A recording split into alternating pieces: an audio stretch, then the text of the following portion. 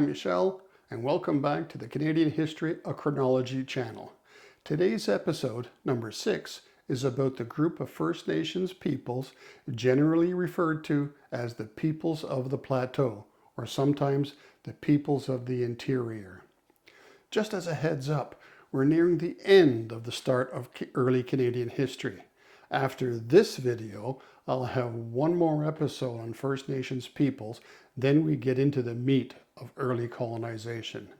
First contact with the Europeans. Okay, moving on. It's funny that these peoples are called peoples of the Plateau.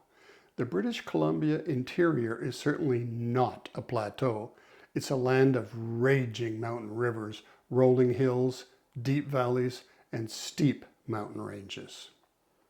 And of the peoples living here, the Kootenay, or sometimes called the Kootenay, were originally Plains people. There are two stories as to how these peoples came to be in this region. The Blackfoots of the Plains tell it as themselves attacking and pushing these peoples off the plains and into the mountains. The Kootenay themselves recall it as a smallpox epidemic that wiped out their plains cousins, leaving the rest of them trapped in the highlands. Interestingly, their language, similar to that of the Haida and the Tlingit of the Pacific Northwest, is an isolate. Their language is unique and not related to any other language.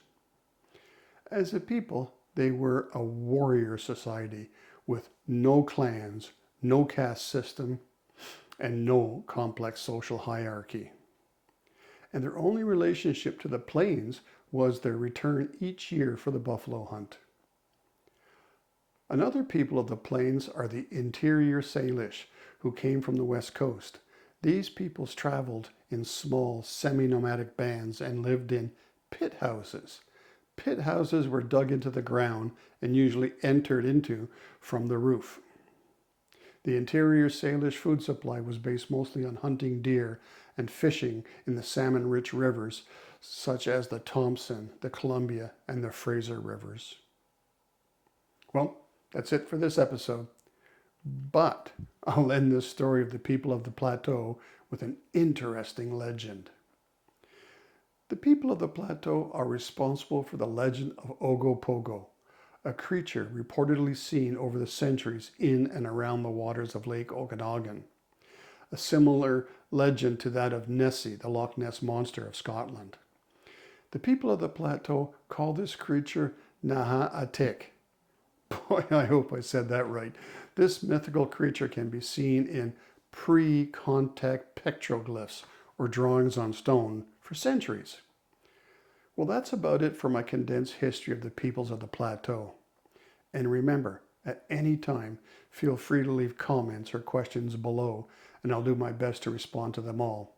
And please, be a true Canadian and be polite. And stay tuned for episode 7, the people of the far north. And if you like this content, please subscribe to my channel, give it a thumbs up, and hit the bell if you'd like to be notified of any new content. Thanks everyone, and have a great day.